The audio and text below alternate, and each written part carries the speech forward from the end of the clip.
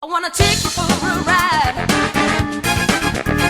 Terrible, confusing and scammy board games that have all come from Kickstarter and Indiegogo.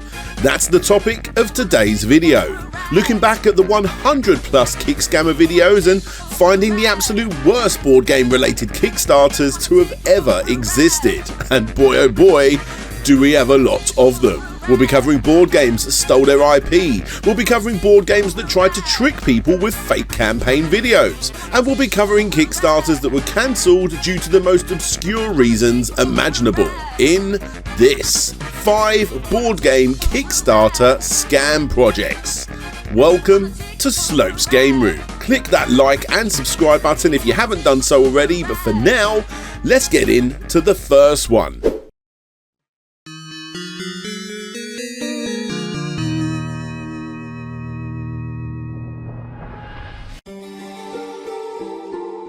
This one is a bit of a toughie. Basically, the only thing left on the campaign is this, and sadly both the Wayback Machine and Google Cash wasn't able to help me.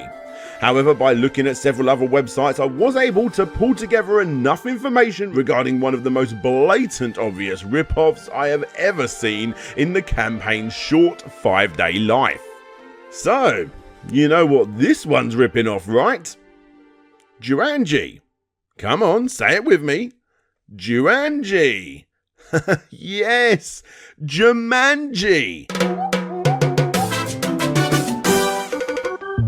Now, sadly for this video, although thankfully for anyone stupid enough to fall for a campaign like this one, the campaign's video is gone too. Although after looking at comments over on Reddit, it seems that it was only 30 seconds of a chameleon chilling out and the campaign would have been better without it. There is this small little gif that someone saved of the pieces actually moving, but there isn't really much else to show except for the absolutely abysmal imagery. What we do know is that this horrific 5-year-old coloured in wooden box wasn't the only thing up for grabs, as 3 people actually dropped £50 for the casual version, which I can only assume is a standard cardboard version, but crazier still, 5 people actually put a serious amount into this to buy this awful looking fake at a cool £500. The campaign got £2,732 by 21 backers by the time it was taken down, and if it was able to hide in the shadows from Sony Pictures for the remainder of its life, it had every possible chance to have actually hit its goal. That is, if those backers were not snipers, just pretending to fund it to get this guy's hopes up. Either way, those backers lost all hope until he ripped off Jumanji once again with Ouija, another campaign that obviously failed and not only looks horrific but never actually gave any real information as to what the game was about or how it was going to play. And what's this? For £350, not only do you get the game, but ooh, you cheeky monkey.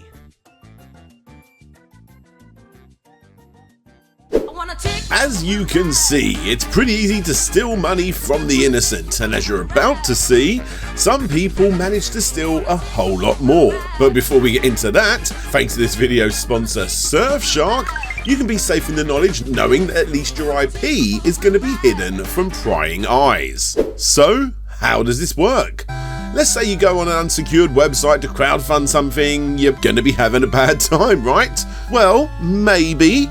But if you did that thing whilst using Surfshark's VPN, at the very least your bank details wouldn't be shared, as all that information would be hidden when using a VPN, even from your own internet service provider. Using Surfshark's award-winning VPN on holiday or out and about on public Wi-Fi services keeps your online presence safe and hidden by encrypting your data, your location, your download history, all of that private stuff. It all stays private by encoding all of your internet traffic so you can safely send and receive sensitive information. It's a service that I use pretty much daily, not just because of the reasons just mentioned, but also because it allows me to search for region-specific news sites that help me create videos like this. Plus, changing the location so that I can watch different shows on Netflix and Disney Plus is, of course, a nice little benefit too. So if this sounds good to you, feel free to click the link below and enter code SLOPESGAME and get yourself 4 months extra for free. Yep, that's 4 free months extra for free by using that link down below and entering code SLOPESGAME. Anyway, let's move on to the next Kickstarter board game scam.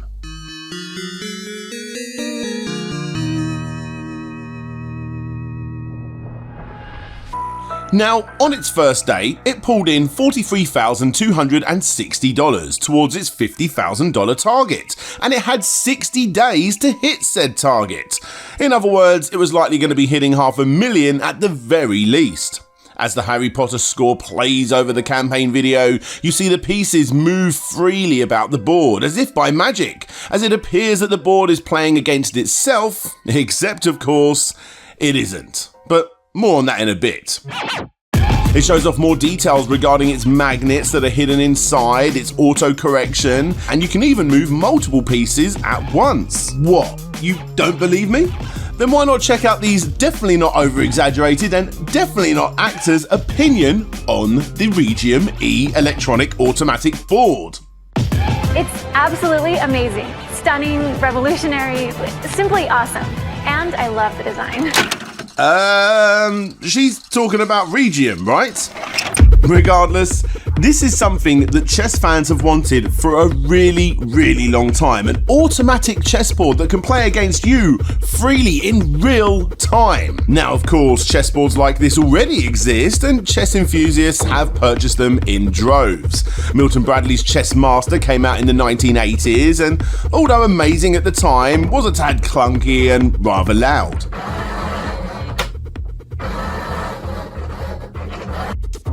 Square Off is another more modern example, but as great as it is, it's also big, heavy, a little slow being that it has a single arm magnetically moving each piece hidden inside the board, and of course, it too is a little noisy. This one, you can hear it, but it's not an annoying sound, it just sounds like something that's functioning.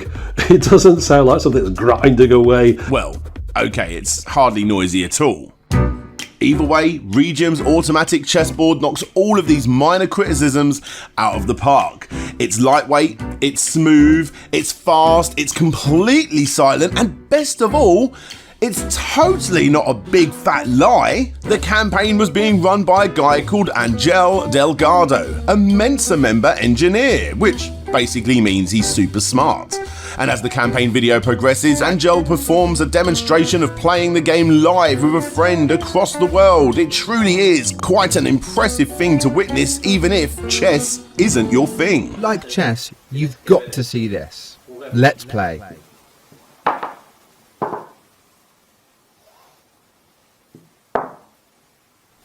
Now, on the lead up to this campaign's launch, Angel was so in love with his automatic chessboard that he ended up sponsoring a few events, including Chess.com's 2019 Speed Championships. Today's final is actually brought to you by Regium. Regium is a smart tech chessboard that moves pieces automatically. That's the very quick and dirty outline I'm going to give you now, but it's actually quite amazing. They reached out to us. We're super excited to have them as a sponsor just for this final event, and we'll be bringing you all the different details you need to know if you're interested in being a part of the future, the revolution that is the Regium chessboard. Chess24.com started singing its praises too, as did Lightchess.org. All of the big players were involved, and everyone was excited about this too good to be true chessboard. Well, everyone except the naysayers. Ugh, bloody naysayers, am I right? And what did those naysayers discover? Well, they discovered that this whole thing was a big fat lie. But how was it a lie, I hear you ask? Well, before I give away the answer myself, I'm going to give you the chance to work it out yourself. I've cut a small section of the campaign video down to make it easier for you budding kick scammer detectives. And you know what? I'll even give you a clue. Keep your eye on the knights. You know, the decapitated horse head shaped thing. Ah, there, did you spot it? Let's play it again. That's it, pencils down. It's time for the big reveal. What you're looking at isn't some automated electronical or mechanical chess machine, but instead, what you're looking at is a stop motion animation. If you look closely, Angel would take his turn, move his arm off the screen, and then the stop motion animation would begin. Notice how the pieces never move when even his shadow is present, which to be fair kind of makes sense as it's not the board's turn to move at that point. But looking back again at that night piece, you may have already spotted the mistake with this animation, on this piece in particular. And it was this tiny little error that became the downfall for this entire scam pane. What I'm going to do is colour the night blue to make it easier for you to spot. The pawn moves freely behind it, no problems. That pawn is then taken out by the bishop, and after a little more playtime, the bishop moves along, leaving our wooden horse, aka the knight, with a newly obtained mane. The reason for this is because when that bishop electronically moves away from the knight, the animator didn't do the best job at cutting around the knight's mane and left a small part of that piece behind it, aka the bishop that just moved away. Now, of course, what that animator should have done is what I've just done right here. Take that knight from earlier on in the video and then cut around it when the pawn is behind it. That way you'll get the perfect shape for later on, but I digress. I'm not here to teach you how to scam people. I'm here to show you up when you fail. Because as soon as this small mix-up was discovered, the chess community on all of those popular sites, some of which Regium was sponsoring, instantly began to blow up, and as all internet communities do, tried to find out more information about the campaign that wasn't legit. And they didn't need to look very hard. Turns out if you go over to the Regium website and look at the About Me page, you'll see several people that nobody knew anything about. Some of these people have never been discovered even to this day, and one of the people that was found had no idea why he was on the website. He had never heard of the company and was not associated with the company in any way. And as for the rest, enter Philip Wang, the owner of the website thispersondoesnotexist.com. An AI technology-built website that is created to demonstrate the dangers of artificial intelligence, a website that every time you refresh it creates a completely new, fake person that looks almost completely real to the untrained eye. Well, he was here to let people know that at least 4 of these people were created using his website. In other words, they just simply do not exist. The boards themselves were eventually discovered to be from a company called Regium, and when that company was contracted, they confirmed that they have not collaborated with Regium, and the boards seen in the video have not been modified at all. In other words, all Angel did was put a USB cable under the chess table itself. Thread after thread opened up with hardcore chess players doing what they can to shame this upcoming Kickstarter, leaving Angel with a whole lot of egg on his face. Now, of course, the obvious thing to do in a situation like this, if you are the scammer, is just to stay completely silent. Stay well away from all of the drama. And that's exactly what our scammer didn't do, thankfully. He ended up sending a message to one of the owners of the website that goes like this. Your forum has several threads defame us, accusing us of fraud and criminal behaviour. This is in the hands of our lawyers. You have 24 hours to eliminate all defamation and write a public apologies. Otherwise, we will take all legal measures to claim damages for allowing this in your forum. You are notified. Ooh, handbag! The stupid thing about this is that if he did just stay completely quiet, there's a good chance that he could have got away with all of this, but obviously he didn't. He sent in that email, and as a retaliation, Lightchess, the website that received this email, then decided to create a massive post timelining all of the errors leading up to this point. The whole world was now seeing how much of a scammer Regium was, and because of this, even more threads opened up. More people were talking about it, and more fake accounts popped up too, defending the chessboard, which just made this whole situation way worse for the budding scammers.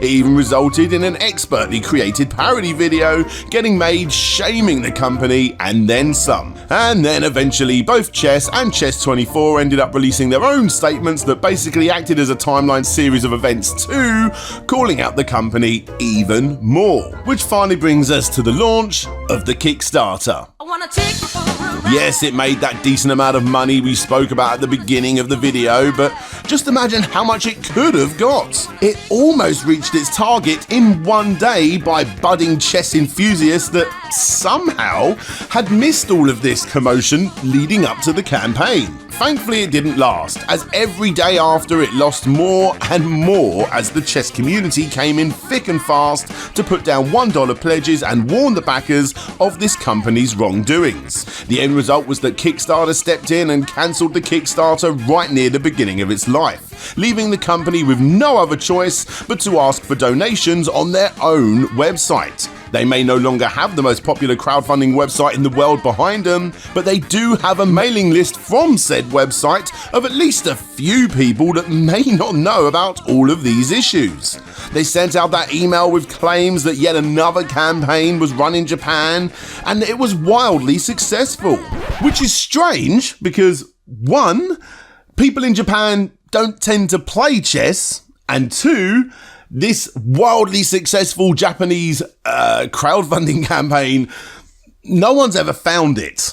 I wanna take In other words, it was again another lie, in order to show credibility for the launch of their own crowdfunding website over at Regium.com using the plugin Frenacia. This was done so that they could still earn money without any comment section being seen that could talk badly about them, and of course by doing it like this, they're able to have all of that money go directly to them, instead of having it go via Kickstarter. And yes, sadly we can only assume that they did get a few bites from this downright scummy scam, leaving them with only one thing left to do. Delete the YouTube channel, delete their socials, and delete the website, taking that small amount of money, if they did get any money, away with them, and never being seen again. Now, of course, this was a scam. There's no denying it, but it could have been so much worse. Looking at other electronic chessboards, it's extremely unlikely that any of these campaigns receive less than $1 million apiece. And thanks to hindsight, it's pretty obvious looking back now at how they could have got away with all this, earning even more money if it wasn't for a few very simple yet silly mistakes. Angel, which is obviously not your real name, if you are watching this, I hope this little recap stings hard. You almost became a millionaire, didn't you? Checkmate.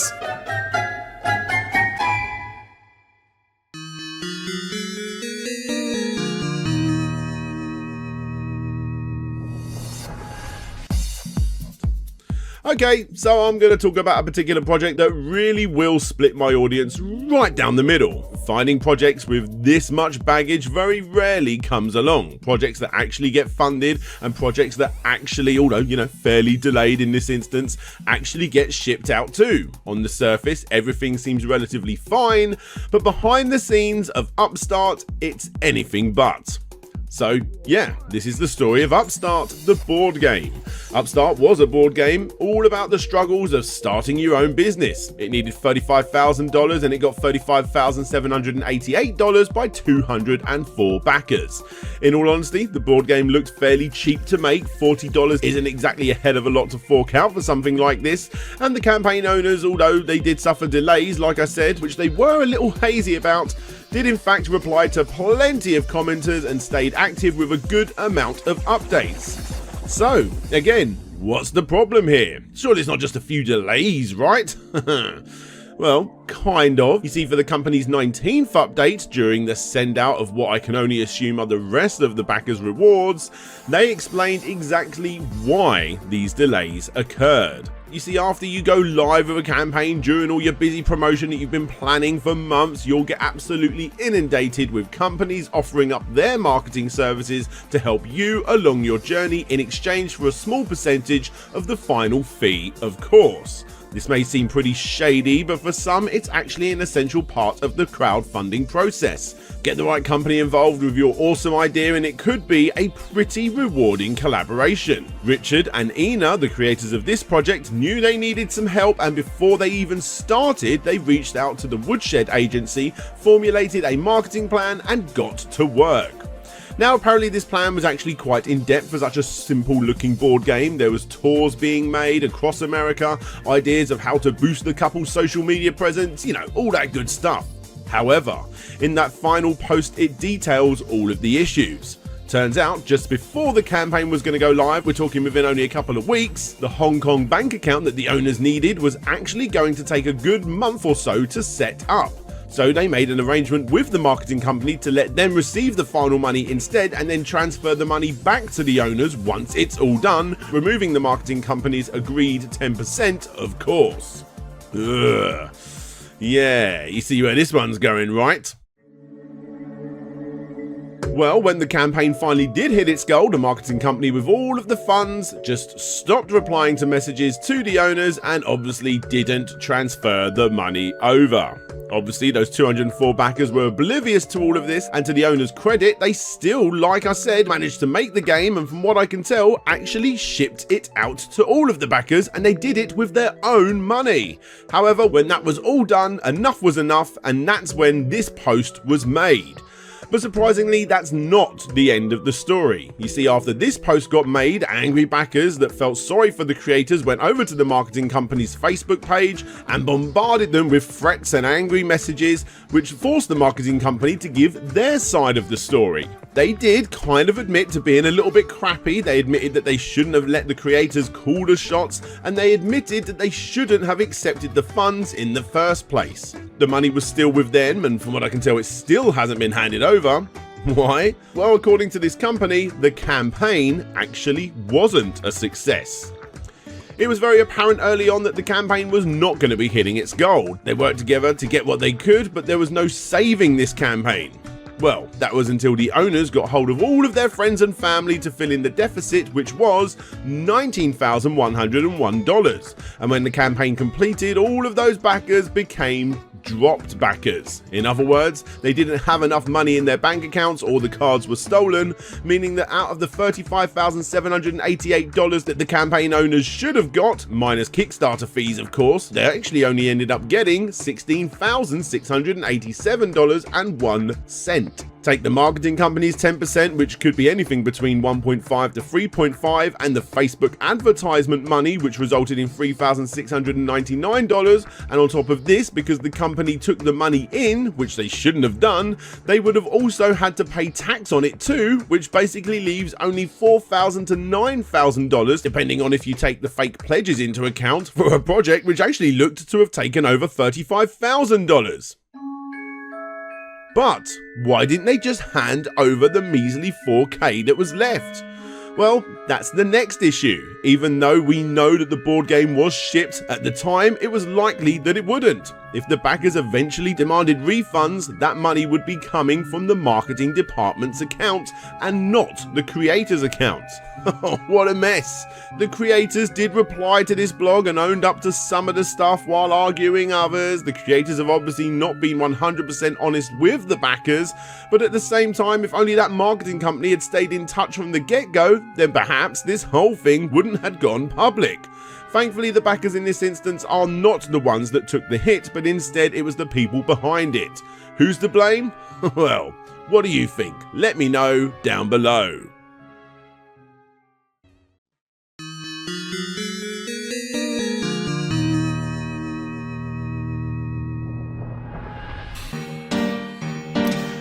I've said it before, and I'll say it again. Kickstarter's dirty little secret is the board game section.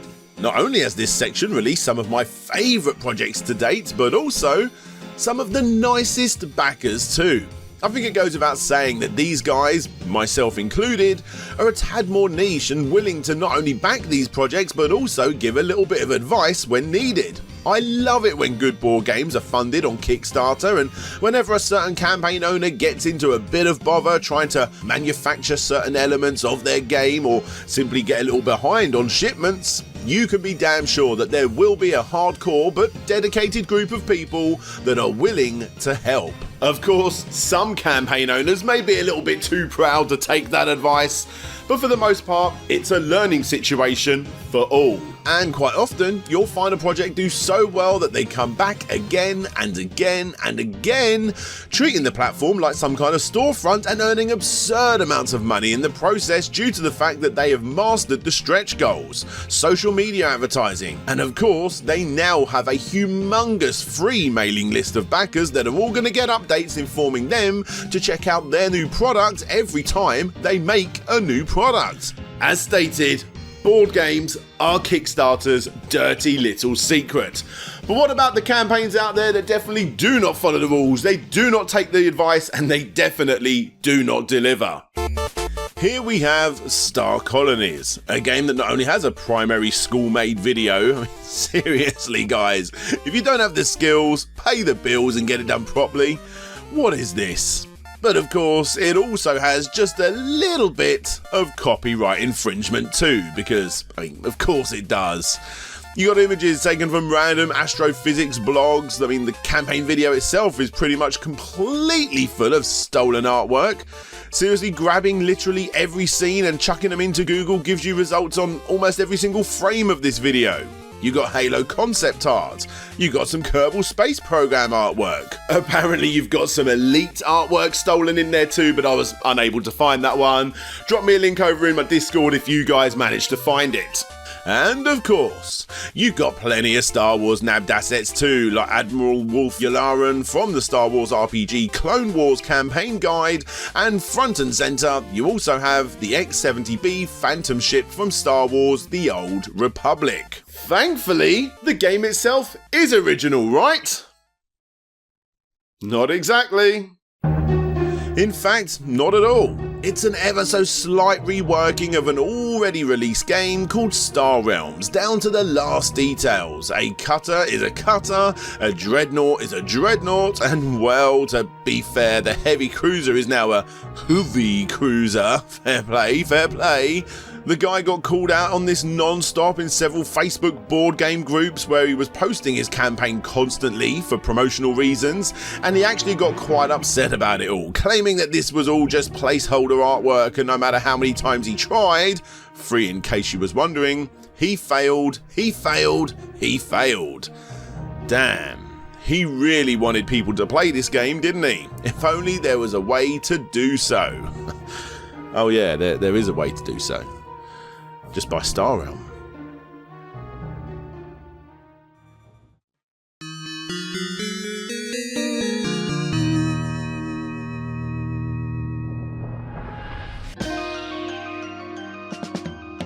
Calica is a board game for 1 to 4 players that focuses on what it feels like to live as a member of the stellar consciousness of the galaxy. Okay. Even though games like this are not really my cup of tea, I see stuff like this all the time in board game shops, and it obviously has quite a big fan base. And regardless of my board game tastes, you can't deny that the game looks absolutely stunning. Sadly, the campaign didn't have a video, a bit of a Kickstarter sin if you ask me. But it was still able to reach its humble goal of $7,500 when 85 backers put in a combined total of $7,840.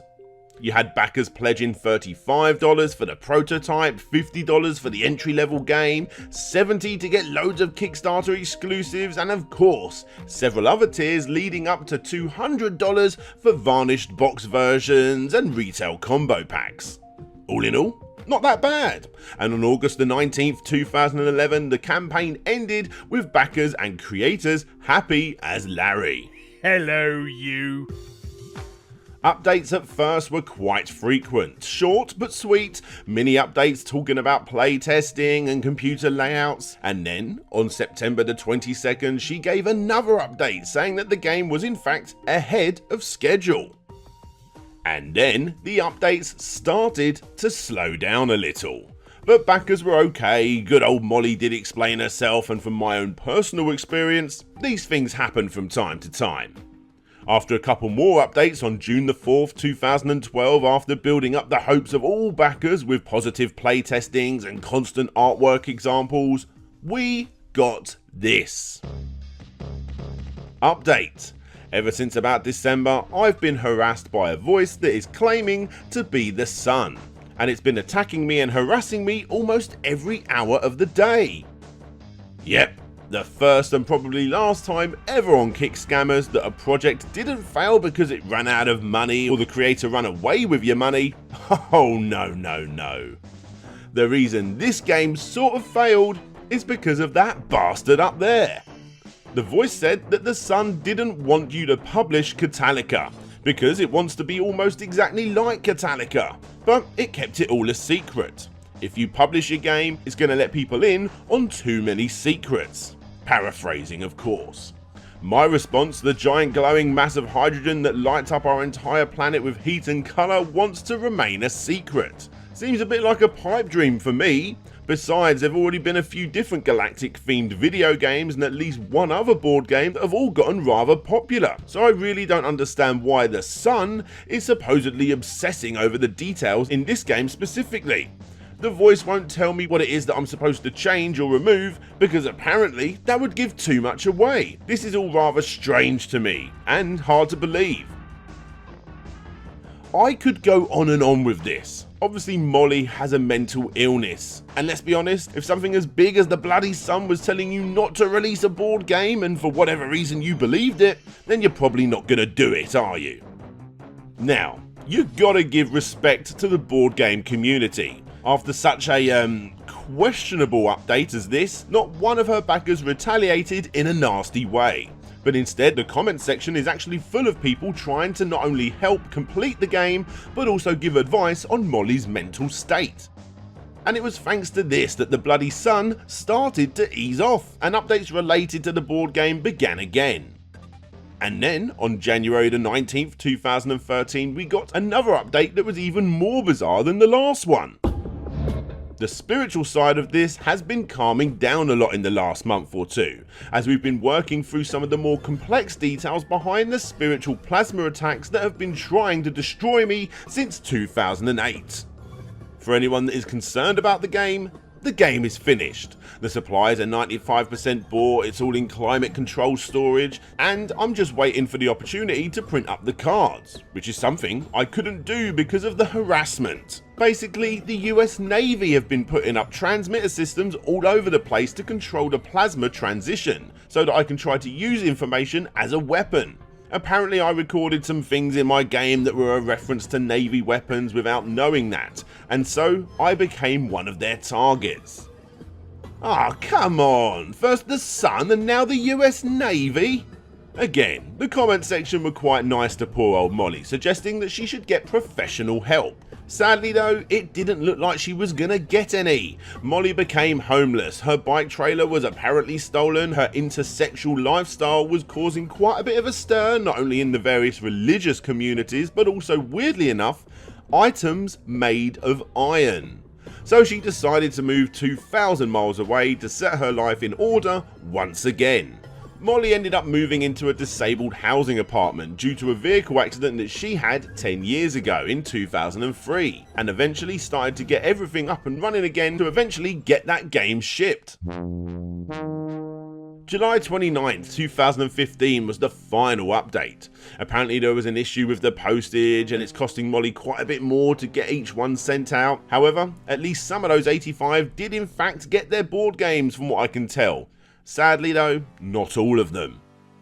Eric over on Board Game Geek was one of the lucky ones, and after looking at his posts, he went into detail about his Calica experience, and it was a mixed bag. I admit we did not finish the game. I also admit neither of us quite knew how to finish it. The rulebook is not as helpful as one would hope. We puzzled through things as we went along, making rule decisions as we went along, altering those decisions as conflicts occurred, and genuinely had a very good time. If anyone has the opportunity and desire to try this game out, make sure you go into it with a great sense of whimsy.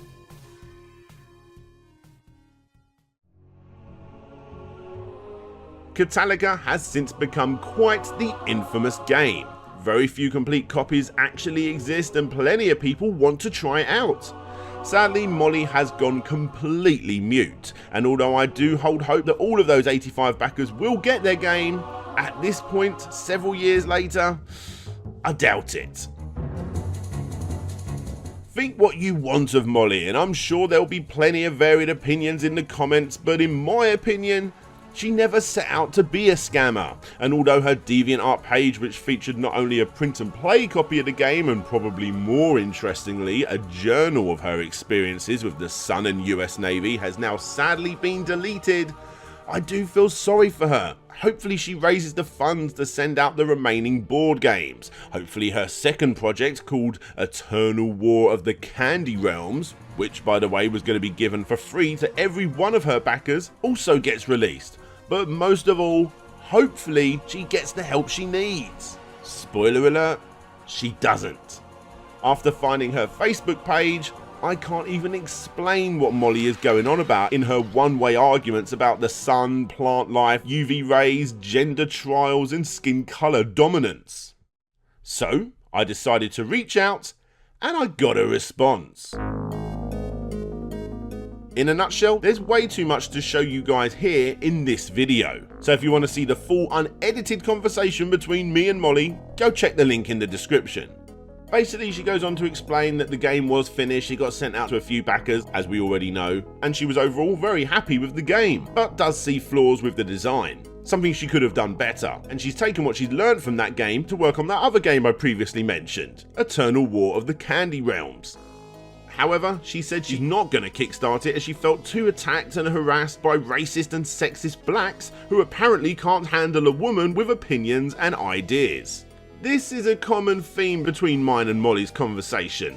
Other than explaining that she can't afford to send out any more of the games to the rest of her backers due to her living on a wage that's under the poverty line, the rest of the conversation gets incredibly weird.